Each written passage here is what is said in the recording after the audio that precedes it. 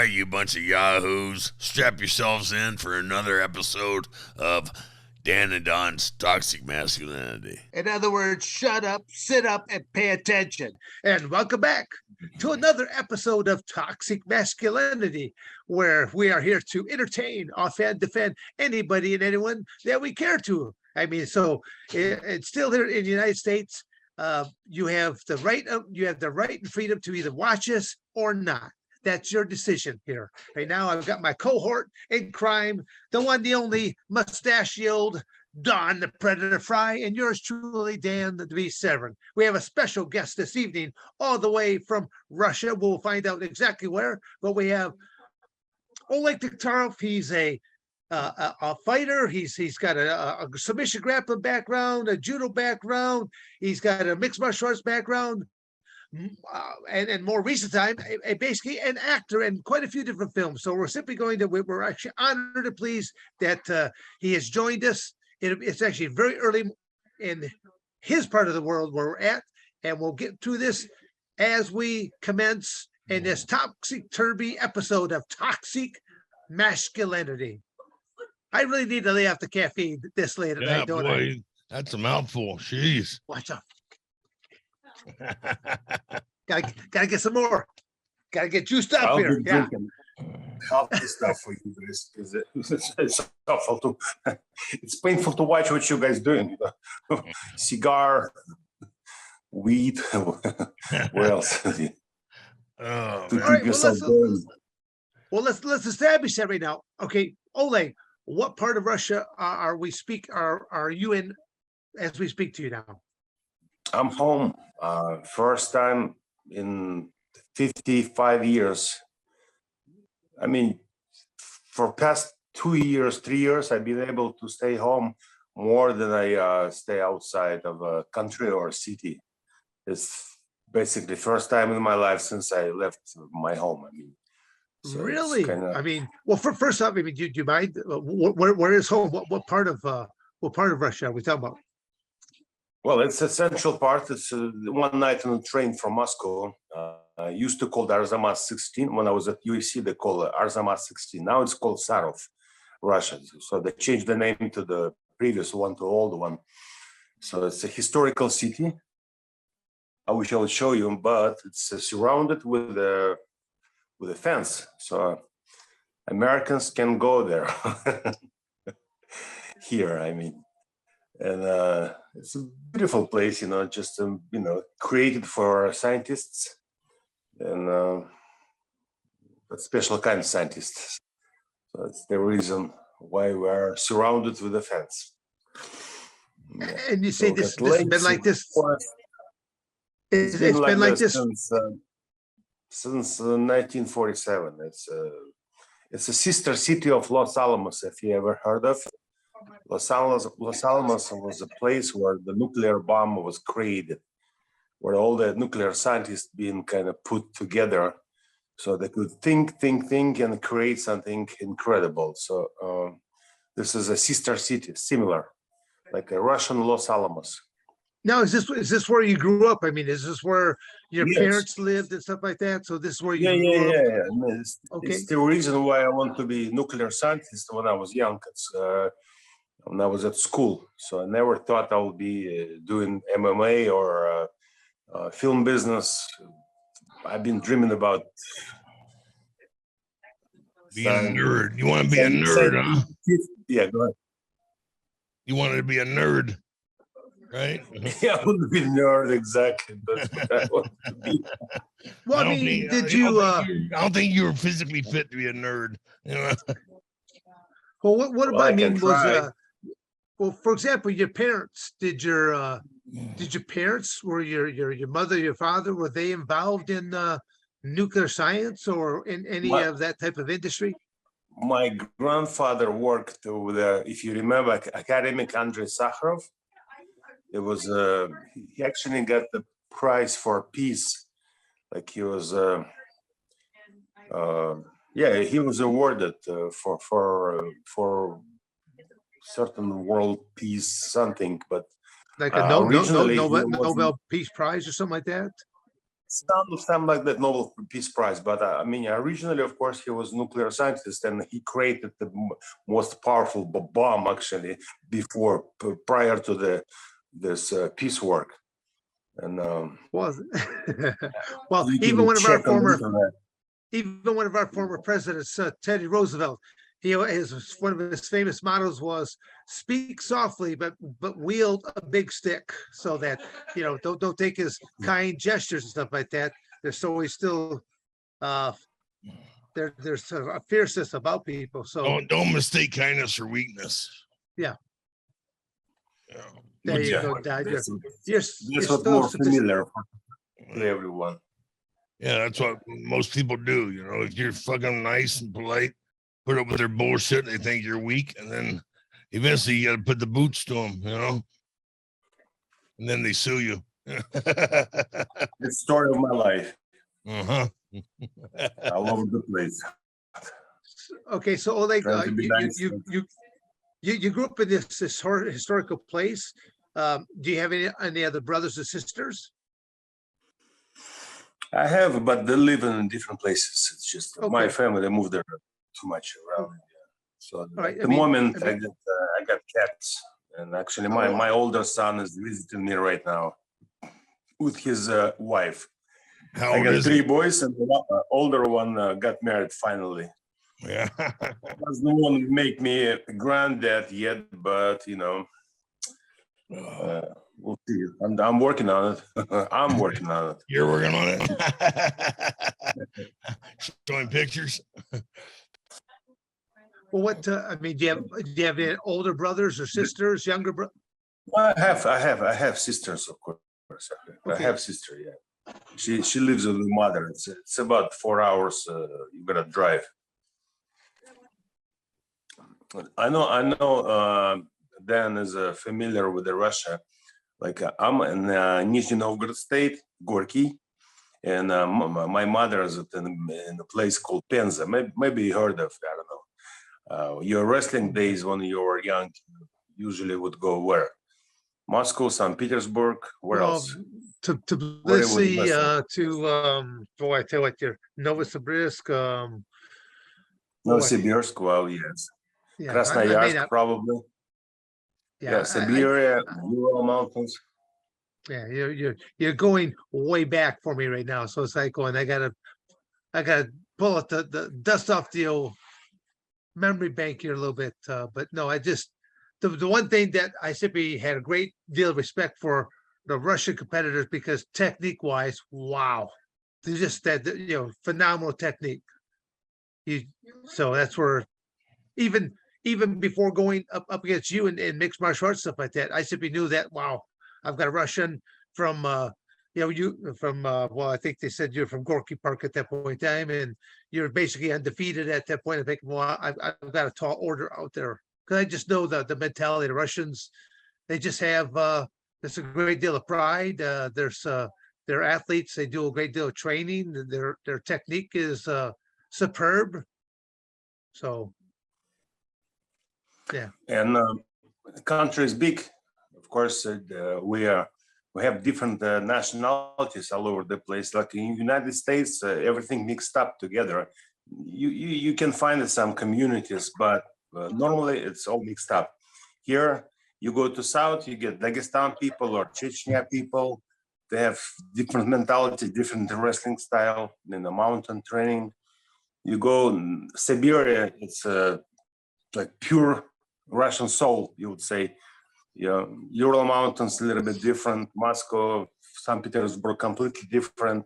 Belarus, I mean, those people I could never understand. It's basically a small republic, and they were real Slavic people. In fact, I mean, if you want to look at what originally Slavic people look like, it's Belarus, Minsk. I've been there just a couple of weeks ago. I have no clue. I mean, they got a result in every single sport. Amazing. How they do that, I have no idea. Well, you got tough people in Russia. We got a bunch of pussies running around here, Shit, it's embarrassing. American Russians very similar country. I mean, first thing when people were asking me like, how was America? I say, you know what? You guys be surprised. Two countries in the world, they identical. Yeah. Russia, I mean, Soviet Union and at the time and United States, like the mentality, the people, the habits, everything is just so similar. Like Europe is different, you know, Africa, Asia, of course, different. You know, those smaller countries are different. Mexico, South America, but Russia and United States, it was just so easy for me to adapt myself. I mean, there, because like you said, everything is so hybrid. similar. They're hybrid, yeah, you know. And everybody mixed with everybody else. They called it a melting pot, and it was a melting pot. And now everybody's trying to screw that up because they all want to complain and be different and be accepted for this and that. And but you know, too late for that, people. Too late, you know. Complaining is a Russian favorite habit. Yes, so complaining is a Russian. Oh, yeah.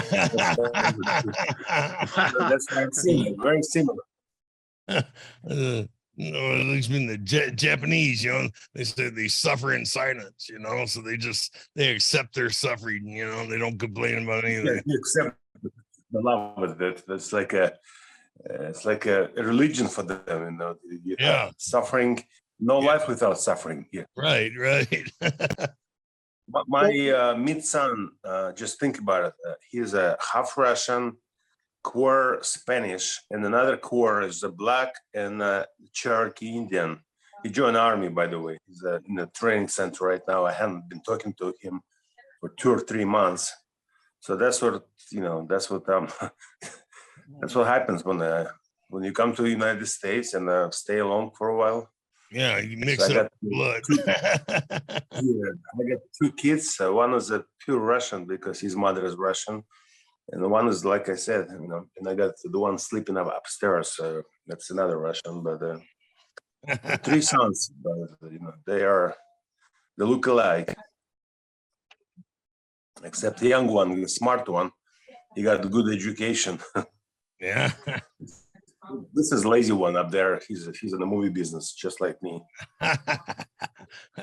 Well, you know, somebody's got to have the easy life while the others suffer. Yeah, but are you really showing them the ropes? Because I mean, you've experienced so much in that film industry. I mean, you should. I mean, are you helping them along with this career? I'm trying not to. If I do help, I make it look like it just happens. Okay. Like I will call to a producer or somebody else. Hey, help this guy. It's my son, but don't tell him. You know, just. I never tell them that I've been involved in a certain success they had. Right. You know, generally what you do, you just send money, you know, like my young son is the best one to get the money out from my pocket. I mean, it's, Dad, everything is fine, but it will be so much better if you just send, you know, a couple of grand because I need to pay for this, for that. And but I'm going to be making so much money. I got a great job and I'm the best student in college. And he loves to hear. He knows I love to hear. I'm in a Jewish class, but I'm not Jewish. But I'm the best in the class of the best grade of the best. I say, my son, okay, how much money you need? So he knows Dad's weaknesses. It sounds like here, huh? That's pretty funny. Makes you proud, yeah. Yeah, Dan doesn't suffer from that weakness, you know. No. That's got to make him stronger than that. That's right. Make him grovel a little bit. Well, I mean, what is he pursuing in college? He's going to be architecture, like for just business, for construction, building. Oh, like a construction engineering, like a construction engineer, something like that. I'm not sure. Okay, probably for industrial something, like not for private construction, for just the huge buildings, like for example, if Boeing wants to get a new facility, that's what he was going to be the drawing in it. That's how I understand it. And he said there are two companies in America that are the best at this one. And he got hired by one, and I got another offer for another one. So this beginning of summer, I drove him to San Jose. So he got an apartment there. He got a, what is it called? When you get a job from the company that they want to hire you, but you just Intern? pass like 1 year. No money pay. Yeah. You work for he got money. No, he got money. He was getting paid.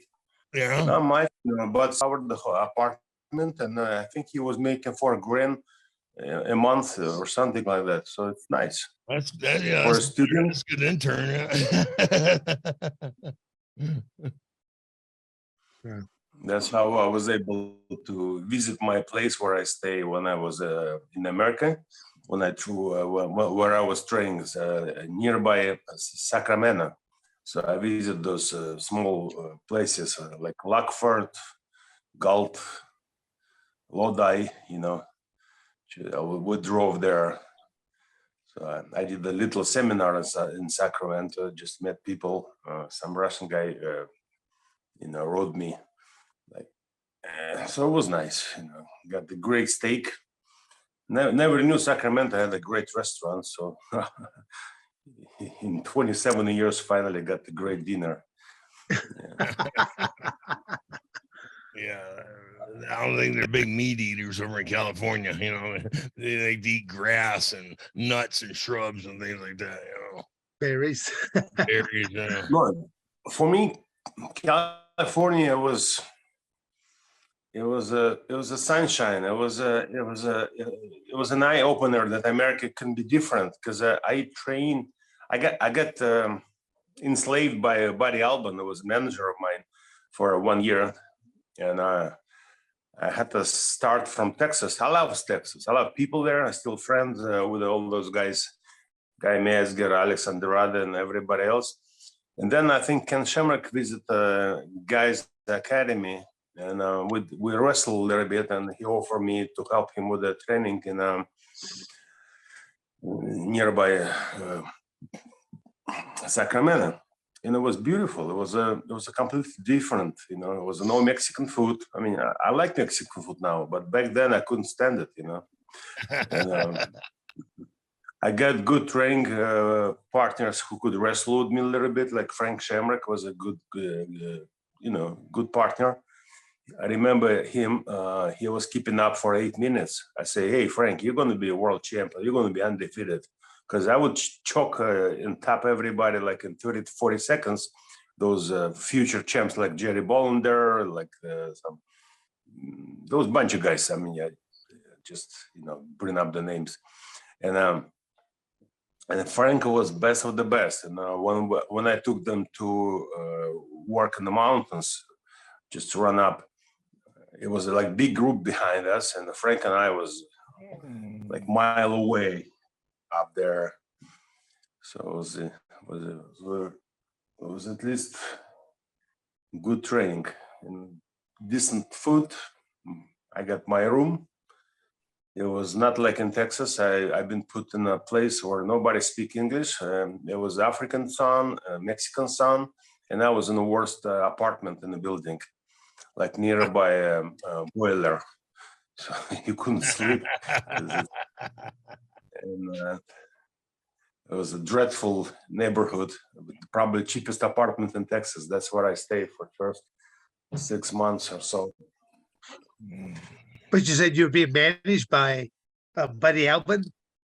Buddy Albin, yeah. That's what his management was all about.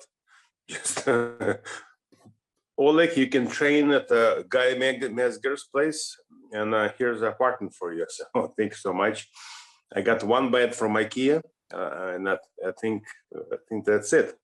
I remember when I finally got to meet some Mexican girl. So I didn't have any sex for probably like 4 or 5 months prior to it. And then she came to my apartment. She looked at this and like, you know what? I think I gotta go home. So it was that poor. Next. But next, after UFC 6, I came on a Grand Cherokee. At that time, it was a brand new car, all like new fashion. And I came to her bar, and she suddenly became like 2 levels below. Like, well, what happened to you? I mean, you remember it's me? It's all like, no, like, yes, boss. What the fuck happened to you? It was a very, very interesting change to me, like from down to up. Thank you for watching another episode of Dan and Don's Toxic Masculinity. You better like, subscribe, and share, or I'm going to come to your house.